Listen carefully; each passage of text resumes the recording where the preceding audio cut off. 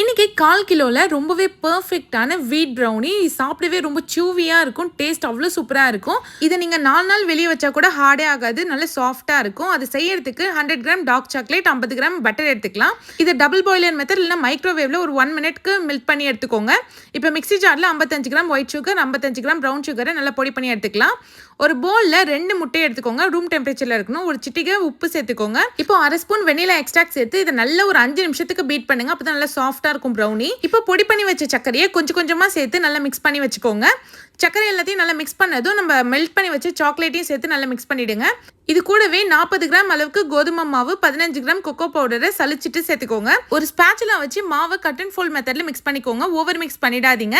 Batter பாத்தீங்கன்னா இந்த அளவுக்கு சில்கி கன்சிஸ்டன்சில இருக்கணும். இப்போ இது ஒரு 6 இன்ச் டின்ல மாத்திக்கலாம்.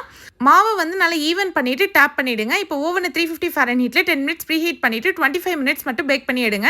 ப்ரௌனி பாத்தீங்கன்னா நல்லா சூப்பரா ரெடி ஆயிடுச்சு. இப்போ இது ஆடினதும் குட்டி குட்டி பீஸா கட் பண்ணி சர்வ் பண்ணிடுங்க.